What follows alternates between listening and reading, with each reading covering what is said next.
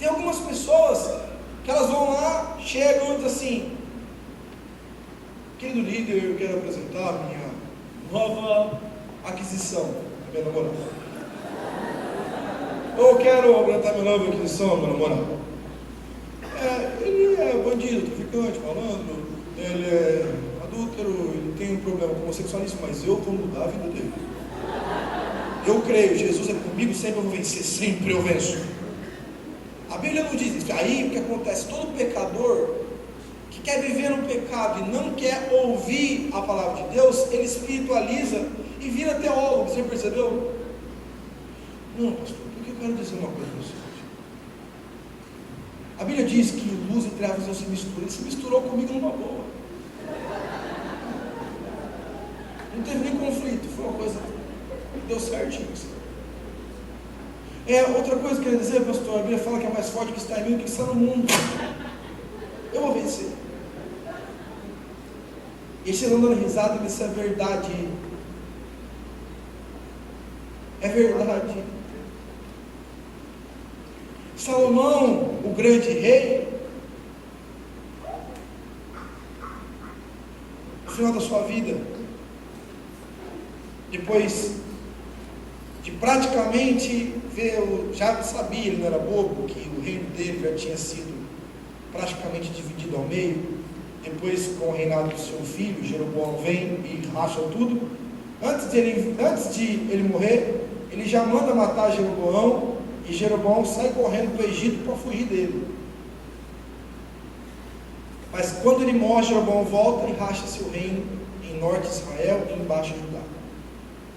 Mas isso acontece, e ele diz assim, no final do seu reino, depois de ele ter milhares de cavalos, mulheres afim, status social, pessoas aplaudindo a vida dele, ele mesmo disse: tive todos os vinhos, eu tive todas as mulheres, eu tive todas as festas e banquetes, eu tive todo o dinheiro do mundo, eu tive aras, eu tive cavalo, eu tive boi, eu tive riquezas, eu tive tudo. Aí depois, no final da vida dele, Eclesiastes 12:8, ele diz assim: vaidade de vaidade, diz o pregador, tudo é vaidade, pois nenhuma dessas coisas conseguimos suprir.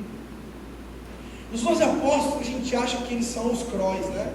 Esses caras são fogo, cara. Esses caras são power, esses caras são violentos. Veja os 12, quantas gafes, quantas bobagens eles falaram. Pedro dizia: Senhor, não te trai, traiu 3 vezes para não ter dúvida. E quando Jesus dizia: bem-aventurados são os mansos, os humildes de espírito, aí chega um guarda, Pedro tira a faca, a espada xing e sopa na orelha dele. Vai Jesus com bola superbônica na orelha dele de novo. Espiritual. João, o apóstolo do amor, aquele que diz: Senhor, Samaria não está ouvindo a mensagem, quer que oremos para que caia chuva de fogo sobre eles? Olha que atitude mais amorosa. Ou depois fica irritado profundamente com Jesus, diz: Jesus, aquelas pessoas estão pregando, elas não são da minha placa denominacional, porque quem salva é só a nossa igreja. Jesus vai para assim: ó, filho, fica quietinho, menos, porque quem não é comigo, quem comigo não ajuda, espalha, deixa tranquilo. Vocês estão compreendendo como os grandes personagens bíblicos, homens e mulheres que a gente acha que eles são os caras, os tops, os melhores do mundo, existiam em algum momento da sua história ou trajetória deslizes, momentos onde o lado negro deles, um momento onde a carnalidade deles gritou e eles cometeram erros como você, como eu já fez. Aí nós voltamos a compreender algumas coisas, queridos. O texto de Romanos capítulo 3, verso 23, que diz: porque todos pecaram e destituídos estão da glória de Deus, porque todos nós, sem a graça, somos destituídos. Nós não temos graça sem graça, nós não temos valor, nós não temos significância. Mas eu transo, eu toco muito, eu faço não sei o que lá, eu grito, eu canto, eu prego, eu ministro. ministro, se você não tiver a graça, você é um desgraçado. Está fora da graça. Aliás, nunca chame uma pessoa de desgraçada, porque desgraçada é uma pessoa que está fora da graça de Deus. A graça de Deus é o que nos dá vida. E quando eu entendo que eu sou por causa da graça, eu fico entendendo que se eu bobear, eu perco. Eu perco a única coisa que tem realmente de valor e significância para mim. Mas meu Deus, eu tenho dinheiro, eu tenho não sei o que, nada disso vale. Meu emprego é o melhor emprego de Araçatuba, as pessoas me temem, eu uso terno, gravata, ou tenho um carrão, ou tenho uma moto, eu prego e falo que ninguém entende, eu luto muito, sou um grande lutador. Mas nenhuma dessas coisas tem valor. Eu sou um pastor, super pastor, mas nenhuma dessas coisas tem valor. Eu com meu pastorado, com meu título, eu sou pastor. Eu sendo pastor, não, isso não me dá o direito de ir para o céu. Porque se eu não for cheio da graça de Deus, meu título não me leva para o céu. Está dando para compreender sim ou não? E essa consciência é o que nos dá a direção para as nossas vidas. O problema não é saber quem eles foram, esses homens de Deus foram, mas é reconhecer quem nós somos. Porque se a graça de Deus não nos atingir, é o lixo que é o nosso lugar. Mesmo dormindo em berço de ouro, mesmo passando na faculdade, na FUVEST, UNESP, passando na Unicamp, no ITA, passando no Itamar, a pior. Não dá, queridos, porque nenhuma dessas coisas traz nenhum tipo de valor para as nossas vidas. Mas eu tive filho, que filho? Que se ele bobear, ele toma uma picada de um mosquito e morre. Mas eu tenho 3 filhos. Você tem 3 filhos, e o que tem adianta ter 3 filhos? Que se o cachorrinho tiver com leishmaniose, ele pode morrer. O que adianta? Mas eu tenho um pai. Que pai é aquele que se atravessar a rua e cair na sarjeta morre? Eu estava conversando com o pastor Fernando, eu tinha um amigo mesmo, que eu gostava muito dele, menino universitário, andando de moto na Pompeu ali, andava e empinava com moto. Cada um tem as suas loucuras, né? A Bíblia diz: não tentará o Senhor seu Deus. Tem gente que gosta de fazer isso, não é problema. Aí o que aconteceu? Chegou, mas ele não foi, ele morreu de jeito não, morreu de outro jeito. Foi de moto também. Ele pegou, imagina que é a guia, ele foi desceu a roda da frente, não sei por que motivo a roda ficou presa, não rodou, ele caiu na cabeça da guia e morreu. Olha que bacana. A alta velocidade de 2 por hora. Sabe por quê? Porque a vida é assim.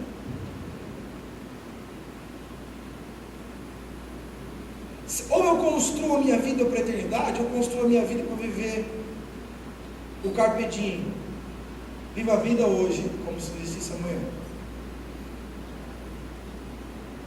O ladrão na cruz reconheceu o que ele era.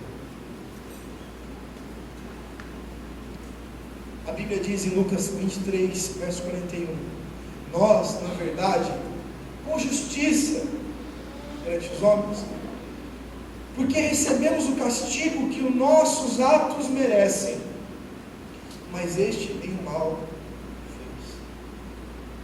A consciência de que somos miseráveis sem Deus nos empurra à revelação de que precisamos dele sempre, todos os dias. Nosso sono, nosso alimento, a criação dos nossos filhos, o pastorado, o exercer do nosso ministério. Porque acreditem e coloquem uma coisa no coração de vocês: quanto mais tempo eu ando com Jesus, mais eu aprendo coisas. E a principal coisa que eu tenho aprendido é que tudo aquilo que eu aprendi não serve de nada se não tiver aprendido. De verdade. Os 2 homens do lado dele tinham títulos: malfeitores e ladrões. Eles reconheceram: eu tenho uma coisa na minha vida que precisa ser mudada. Eu quero quero fazer uma pergunta para vocês. Quantos aqui, sem levantar a mão, pelo amor de Deus, quantos aqui entraram nessa noite dizendo: eu sei que eu sou adulto, eu sei que eu entrei aqui hoje, eu sei que eu sou malandro, mentiroso, rebelde, eu sei que eu sou um prostituto, eu sei que eu estou distante de Jesus há muito tempo porque eu sou um religioso, eu sei que eu sou mentiroso. Veja bem, às vezes nós sabemos, não reconhecemos e nos arrependemos, mas apontamos o erro daquele que está do nosso lado. Sabe por quê? Porque isso é a marca da religião. Isso é a marca de uma fé sem essência que nos liga com a perfeição. Essência que nos liga com a perfeição, amor. Toda vez que eu julgar o outro na perspectiva do amor, eu não caio na injustiça. Toda vez que eu julgar e viver a vida sem amor, eu vou viver debaixo de um legado de injustiça, cometendo injustiças por todos os lados, julgando, deduzindo, e isso vai trazer juízo sobre a minha vida. Está dando para compreender sim ou não, queridos? O segundo ensinamento que nós temos com esses homens é que ele reconhecia que a semente plantada sempre gera uma colheita. Eles eram conscientes de sua colheita.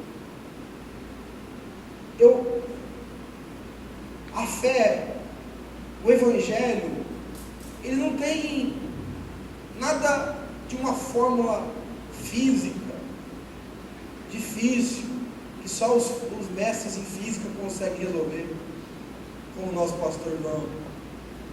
A fé é simples. Aquilo que eu semeio é aquilo que eu vou colher. Aquilo que eu colho é aquilo que eu semeei. Tem gente que reclama: pastor, não sei por que minha célula vive vivendo em pecado. Eu falo assim: minha célula é tudo rebelde.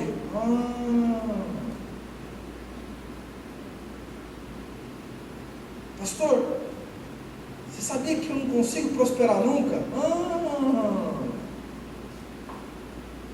Pastor, sempre as pessoas ficam falando de mim. É mesmo?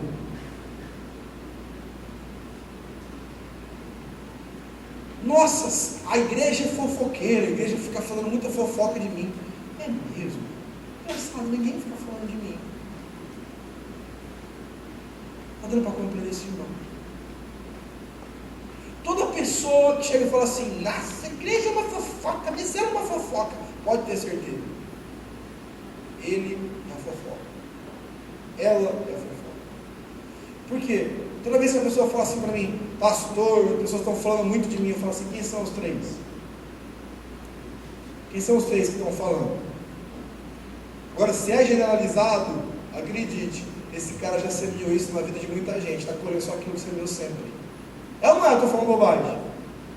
É ou não é? Sim ou não? A Bíblia diz em Lucas, capítulo 31, verso 41, porque recebemos o castigo que os nossos atos merecem. Veja bem, tem gente que chega para Deus e fala assim: eu não aceito isso, eu não concordo, eu não me submeto. Por quê? Bora para o próximo slide. Eu não aceito isso, eu não concordo com isso. Por que isso acontece na minha vida? Não, eu não concordo, mas é fácil, é simples, não existe fórmula difícil para compreender isso, não existe força resultante de uma massa de aceleração, não existe isso, é fácil. Aquilo que eu semeei é aquilo que eu vou colher. Aquilo que eu semeei um dia é aquilo que eu vou colher. Eu fui lá e amei a vida de uma pessoa, então você vai colher amor. Eu perdoei a vida de uma pessoa, então você vai receber perdão. Eu um dia peguei e tirei do meu dinheiro, e abençoei uma pessoa que estava pobre, eu estava passando uma dificuldade financeira. Poxa vida, que bonito! E por isso você está recebendo prosperidade.